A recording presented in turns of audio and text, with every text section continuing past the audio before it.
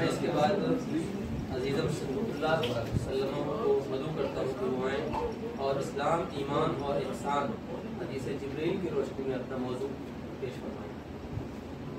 رب العالمین والصلاة والسلام على اشرف الانبیاء وسید المرسلین نبینا محمد وعلى آلہ وصحبہ اجمعین، اما بعد۔ السلام علیکم۔ آج میرا ٹاپک ہے اسلام، ایمان اور احسان۔ ایک موقع پر صحابہ کرام رضوان اللہ علیہم اجمعین اور بعد میں آنے والے مسلمانوں کی تعلیم و تربیت کے لیے رسول اللہ صلی اللہ علیہ وسلم کے پاس ایک عجیب انداز میں وحی ہوئی۔ نبی کریم صلی اللہ علیہ وسلم کی آخری عمر ہے، فرمایا مسئلہ پوچھنا ہے تو پوچھو۔ کسی کی ہمت نہیں ہو رہی تھی، نبی کے رعب کی وجہ سے کوئی جرأت نہیں کرتا کہ آپ صلی اللہ علیہ وسلم سے مسئلہ پوچھیں۔ اللہ کے پیغمبر بیٹھے تھے۔ حضرت عمر بن خطاب رضی اللہ عنہ فرماتے ہیں کہ ایک نوجوان خوبرو رسول اللہ صلی اللہ علیہ وسلم کے پاس حاضر ہوتا ہے، آپ سے چند سوالات کرتا ہے، پھر آپ صلی اللہ علیہ وسلم اس کے سوالات کے جوابات ارشاد فرماتے ہیں۔ یہ سائل ہوتے ہوئے آپ صلی اللہ علیہ وسلم کے جوابات کی تصدیق بھی کرتا ہے۔ صحابہ کرام رضوان اللہ علیہم اجمعین کو اس کے سوالات پھر جوابات کی تصدیق و توثیق سے بڑا اجتناب ہو۔ یہ سوال و جواب اس قدر عظیم اور شان ہے کہ ایک انسان اور بالخصوص مسلمانوں کے عقیدہ و عمل، دین و دنیا، ظاہر و باطن کے تمام امور اس میں شامل ہیں۔ علماء اس حدیث کو حدیث جبرائیل کے نام سے بیان کرتے ہیں۔ عن عمر بن الخطاب رضی اللہ عنہ قال بينما نحن جلوس عند رسول الله صلى الله عليه وسلم ذات يوم اطلع علينا رجل شديد بياض الثياب شديد سواد الشعر لا يرى عليه أثر السفر ولا يرفع منا أحد حتى جلس إلى النبي صلى الله عليه وسلم فأسند ركبتيه إلى ركبتيه ووضع كفيه على فخذيه وقال يا محمد أخبرني عن الإسلام، فقال رسول الله صلى الله عليه وسلم الإسلام أن تشهد أن لا إله إلا الله وأن محمد رسول الله وتقيم الصلاة وتؤتي الزكاة وتصوم رمضان وتحج البيت إن استطعت إليه سبيلا. قال صدقت. قال فعجبنا له يسأله ويصدقه. قال فأخبرني عن الإيمان. قال أن تؤمن بالله وملائكته وكتبه ورسله واليوم الآخر وتؤمن بالقدر خيره وشره.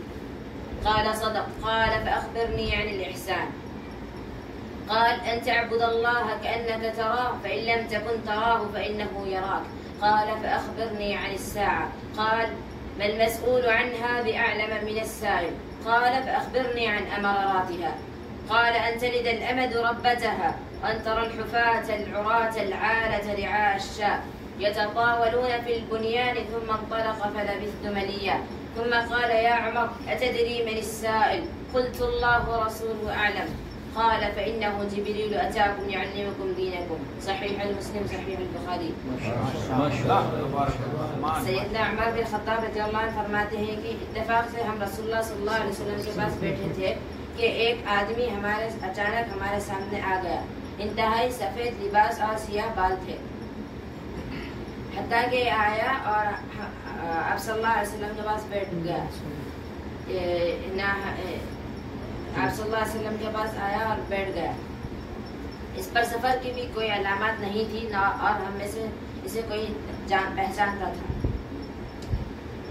یہ آیا اور آپ صلی اللہ علیہ وسلم سے پوچھنے لگا اے محمد مجھے اسلام کے متعلق بتائے۔ آپ صلی اللہ علیہ وسلم نے فرمایا تو اس بات کی شہادت دے، یعنی گواہی دے کہ اللہ کے علاوہ کوئی عبادت کے لائق نہیں، اور حضرت عمر بن اور اللہ کے رسول صلی اللہ علیہ وسلم اس کے رسول ہے۔ نماز قائم کرو، زکوٰۃ دو، رمضان کے روزے رہو، اور استطاعت ہے تو بیت اللہ کا حج کرو۔ پھر اس نے کہا آپ صلی اللہ علیہ وسلم نے سچ فرمایا۔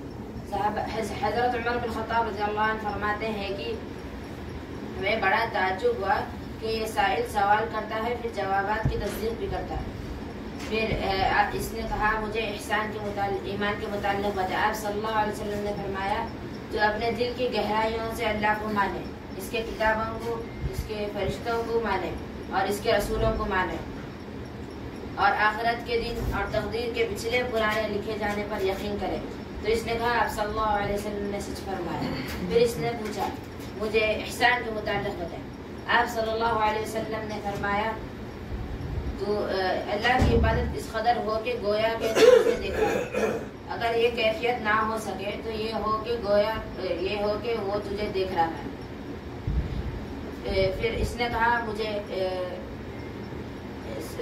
قیامت کے متعلق بتائیں.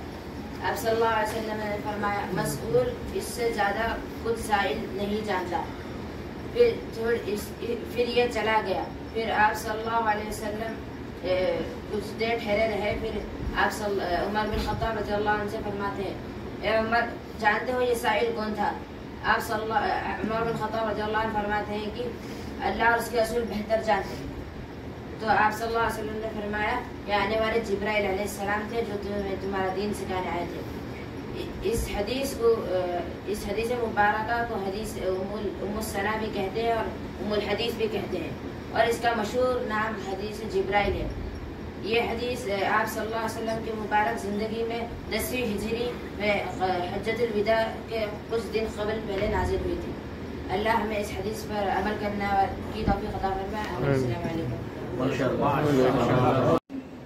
جزاک اللہ خیر. یہ تھے عزیزم صبغۃ اللہ صلی اللہ علیہ وسلم جو آپ کے سامنے ابھی اسلام ایمان اور احسان حدیث جبریل کی روشنی میں پیش فرما رہے تھے. اللہ تعالیٰ ان کے علم میں اضافہ فرمائے اور انہیں دین بتائی بنائے. آمین. جزاکم اللہ خیر.